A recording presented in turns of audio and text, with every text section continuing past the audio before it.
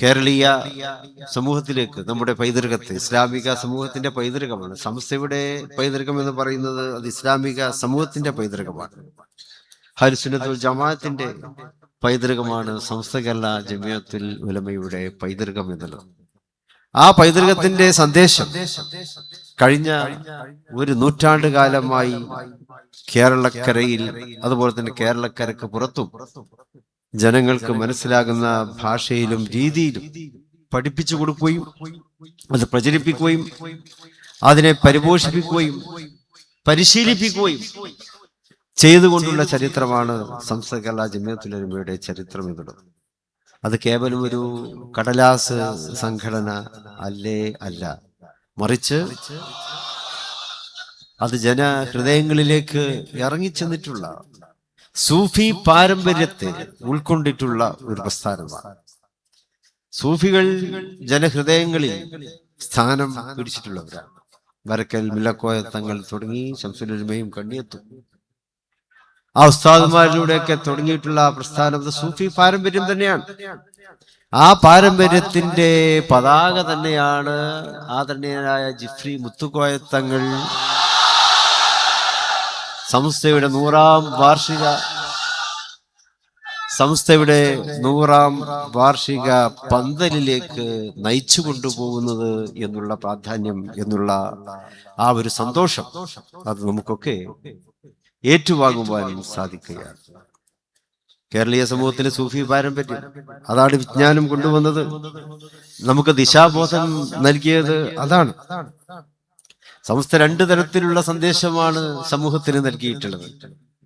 ഒന്ന് സമുദായത്തിന്റെ ഐക്യമാണ്.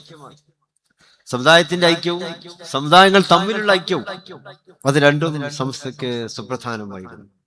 മറ്റൊന്ന് കേരളീയ മുസ്ലിം സമൂഹത്തിന്റെ വിദ്യാഭ്യാസപരവും നവോത്ഥാനപരവുമായിട്ടുള്ള കാര്യങ്ങൾക്ക് അവർക്ക് നേതൃത്വം കൊടുക്കുക എന്നുള്ളതാണ്. നമുക്ക് നേരത്തെ ഉണ്ടായിരുന്ന ഊത്തുപള്ളി സമ്പ്രദായങ്ങൾ അത് മദ്രസ സമ്പ്രദായമായി നമുക്ക് പരിപോഷിപ്പിക്കുവാൻ കഴിഞ്ഞു. ഇന്ത്യയിൽ എന്നല്ല ലോകത്ത് മറ്റൊരിടത്തും കാണാത്ത വിധത്തിൽ മദ്രസ പ്രസ്ഥാനത്തെ സാർവത്രികമാക്കി. റൈറ്റ് ടു എഡ്യൂക്കേഷൻ എന്നുള്ളത് കഴിഞ്ഞ 10 കൊല്ലം മുമ്പ് മാത്രമാണ് ഇന്ത്യയുടെ പാർലമെന്റ് ഒരു നിയമമാക്കിയത്. വാസ്തവത്തിൽ നമ്മള് 100 വർഷങ്ങൾക്ക് മുമ്പ് വിദ്യാഭ്യാസം എന്നുള്ളത് വിശ്വാസിയുടെ അവകാശമാണ് എന്ന് പ്രയോഗിച്ചു മദ്രസ പ്രസ്ഥാനത്തിലൂടെ എന്നുള്ളത് നമ്മുടെ ചരിത്രത്തിൽ നമുക്ക് അഭിമാനം തരുന്ന ഒരു കാര്യമാണ്. ഇന്ന് മദ്രസയിൽ പോകാത്ത ഒരു കുട്ടി ഉണ്ടാവില്ലല്ലോ. ഒരു മുസ്ലിമായി പിറന്ന കുഞ്ഞിന് 5 വയസ്സായി കഴിഞ്ഞാൽ അതിന്റെ രക്ഷിതാക്കൾ മദ്രസയിലേക്ക് ചേർക്കുന്നു. അന്ന് തുടങ്ങുന്ന ആ വിദ്യാഭ്യാസം അതവന്റെ ജീവിതത്തിലേക്ക് മുഴുവനുമുള്ള പ്രകാശമാണ്. അവൻ കടന്നു പോകുന്ന വഴികളിലൂടെയൊക്കെ ആ പ്രകാശം അവന് സഞ്ചാര വീഥികൾ ഒരുക്കി കൊടുക്കുന്നുണ്ട്. ഇരുളുകളിൽ നിന്ന് ഉള്ള പ്രകാശം, ഇരുളുകളിൽ നിന്ന് മഹത്തായ പ്രകാശത്തിലേക്കുള്ള വഴി, സഞ്ചാരം, അതാണ് അഹ്ലുസ് സുന്നത്ത് വൽ ജമാഅത്തിന്റെ സഞ്ചാരം എന്നുള്ളത്. അത് കേരളത്തിൽ ലോകത്തെവിടെയും ഇല്ലാത്ത വിധത്തിൽ നല്ലൊരു കേരള മാതൃകയായിട്ട് തന്നെ നമുക്ക് അവതരിപ്പിക്കുവാൻ കഴിഞ്ഞു. അങ്ങനെ മദ്രസകൾ, അറബിക് കോളേജുകൾ, മറ്റു ദീനീ സ്ഥാപനങ്ങൾ, അനാഥാലയങ്ങൾ, പ്രൊഫഷണൽ കോളേജുകൾ, ആർട്സ് കോളേജുകൾ, ഇന്നിപ്പോ ഡിജിറ്റൽ എഡ്യൂക്കേഷനും സമസ്ത കേരള ജമിയത്തുൽ ഉലമയുടെ സമസ്ത കേരള ഇസ്ലാം മത വിദ്യാഭ്യാസ ബോർഡിന്റെ കീഴിൽ വളരെ വിജയകരമായി നടന്നുകൊണ്ടിരിക്കുകയാണ്. മലയാളിയുടെ ജീവിതത്തില് ഒഴിച്ചുകൂടാനാവാത്ത ഒന്നാണല്ലോ പ്രവാസം എന്നുള്ളത്. ആ പ്രവാസം അനുഭവിക്കേണ്ടി വരുന്ന മലയാളികൾ ഗൾഫ് രാജ്യങ്ങളിലുണ്ട്, മറ്റു രാജ്യങ്ങളിലൊക്കെ ഉണ്ട്. എന്നാൽ ഗൾഫ് രാജ്യങ്ങൾ സംസ്ഥയുടെ തന്നെ നേരിട്ടുള്ള നിയന്ത്രണത്തിലുള്ള മദ്രസകൾ അവിടെ നമുക്ക് നടത്തുവാൻ സാധിക്കുന്നുണ്ട്. അതേ അവസരത്തിൽ മറ്റു രാജ്യങ്ങളിൽ, യൂറോപ്യൻ രാജ്യങ്ങളിൽ, അമേരിക്കയില്, ജപ്പാനില്, ഓസ്ട്രേലിയയില് ഒക്കെ ജീവിക്കുന്ന മലയാളികൾ, മുസ്ലിങ്ങളായിട്ടുള്ള മലയാളികൾ, അവരുടെ മക്കൾക്ക് മദ്രസ വിദ്യാഭ്യാസം ഒരു വിദൂര സ്വപ്നമായിരുന്നു എങ്കിൽ സമസ്ത കേരള ഇസ്ലാം മത വിദ്യാഭ്യാസ ബോർഡിന്റെ കീഴിലുള്ള ഓൺലൈൻ പദ്ധതിയിലൂടെ അവർക്കും മദ്രസ വിദ്യാഭ്യാസത്തെ എത്തിപ്പിടിക്കുവാൻ സാധിച്ചിരിക്കുന്നു. അവരുടെ കുട്ടികളും മദ്രസ വിദ്യാഭ്യാസം വളരെ അർത്ഥവത്തായ രീതിയിൽ തന്നെ നേടുവാൻ കഴിയുകയാണ്. ഇങ്ങനെ ലോകത്തിന്റെ നാനാഭാഗങ്ങളിലേക്കും വളരെ മാതൃകാപരമായി വിദ്യാഭ്യാസത്തെ വളർത്തിയ ഈ മഹാപ്രസ്ഥാനം അതിലൂടെ ഉണ്ടാക്കിയ സാമൂഹ്യ പരിവർത്തനം എന്നുള്ളത് നമ്മുടെ പ്രത്യേകിച്ച് കേരളീയ മുസ്ലിം സമൂഹത്തിന്റെ അഭ്യുന്നതിയാണ്. ഏത് മേഖലയിലും നമുക്ക് മുന്നേറുവാൻ സാധിച്ചിരിക്കുന്നു. വിദ്യാഭ്യാസം തന്നെയാണ് അടിസ്ഥാനം. മതപരമായ വിദ്യാഭ്യാസമുണ്ട്, ഭൗതിക തലത്തിൽ അക്കാഡമിക് വിദ്യാഭ്യാസവുമുണ്ട്. അതിനെയൊക്കെ പ്രചരിപ്പിച്ചും അതിലേക്ക് സമൂഹത്തെ പ്രേരിപ്പിച്ചും കൊണ്ടുള്ള പ്രവർത്തനങ്ങൾ, അതും സമസ്ത ചെയ്യുന്ന ഏറ്റവും വലിയ പ്രവർത്തനമാണ്. സുന്നത്ത് ജമാഅത്തിനെ ശക്തിപ്പെടുത്തുന്നതിനുള്ള പ്രവർത്തനം. ലോകത്ത് പല രാജ്യങ്ങളിൽ നിങ്ങളെല്ലാവരും പോയിട്ടുണ്ടാവും, അറബ് രാജ്യങ്ങളിൽ പോയിട്ടുണ്ടാവും, മറ്റു രാജ്യങ്ങളിൽ പോയിട്ടുണ്ടാവും. അവിടെയൊക്കെ തന്നെ ഇസ്ലാമിന്റെ തനിമയാർന്ന വ്യക്തിത്വം ഉയർത്തിപ്പിടിച്ചുകൊണ്ട് ജീവിക്കുന്ന ഒരു മുസ്ലിം സമൂഹം എവിടെ ഉണ്ട് എന്ന് ചോദിച്ചാൽ അത് ഈ കേരളക്കരയിൽ മാത്രമാണ് നമുക്ക് ഇത്രയും പ്രകാശിതമായി കാണുവാൻ കഴിയുന്നത് എന്നുള്ള അഭിമാന ബോധവും നമ്മെ സംബന്ധിച്ചിടത്തോളം ഉണ്ട്. അതിലെല്ലാമുള്ള നേതൃത്വം നമുക്ക് നൽകിയിട്ടുള്ള മഹത്തായ പ്രസ്ഥാനമാണ് ഈ സമസ്ത കേരള ജമിയത്തുൽ ഉലമ. പുതിയ കാലഘട്ടത്തിൽ ഒരുപാട് വെല്ലുവിളികൾ നമുക്ക് നേരിടേണ്ടി വരുന്നുണ്ട്, അറിയാമല്ലോ. പൗരത്വം പോലും ചോദ്യം ചെയ്യപ്പെടുന്ന ഒരു കാലത്തിലൂടെയാണ് നമ്മൾ മുന്നോട്ട് പോകുന്നത്. പാർലമെന്റില് പൗരത്വ ബില്ല് പാസ്സാക്കി എടുക്കാൻ ഗവൺമെന്റിന് സാധിക്കുന്നില്ല. കാരണം വേണ്ടത്ര ഭൂരിപക്ഷം അവർക്ക് ഇല്ലാത്തത് കൊണ്ടാണ്.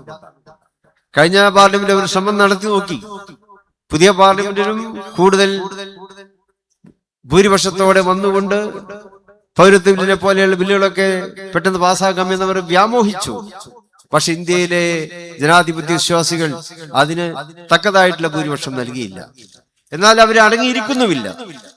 SIR പുതിയ പതിപ്പിലൂടെ SIR പേരിൽ നടപ്പാക്കുന്ന ഒരുപാട് നയങ്ങൾ, ഒരുപാട് നോംസ് ആൻഡ് കണ്ടീഷൻസ്, ഇതൊക്കെ തന്നെ പൗരത്വ നിഷേധത്തിലേക്ക് നയിക്കുന്നതാണോ എന്ന് നമ്മൾ സംശയിച്ചു പോവുകയാണ്. അപ്പൊ അവിടെയൊക്കെ തന്നെ നമ്മൾ വളരെയേറെ ശ്രദ്ധയോടെ തന്നെ കാര്യങ്ങൾ വീക്ഷിക്കേണ്ടതുണ്ട്. ഐക്യം നിലനിർത്തിക്കൊണ്ട് നമുക്ക് മുന്നോട്ട് പോകേണ്ടതുണ്ട്. ന്യൂനപക്ഷ ദളിത് ഐക്യം അത് ഇന്ത്യയെ സംബന്ധിച്ചിടത്തോളം വളരെ പ്രധാനമാണ്.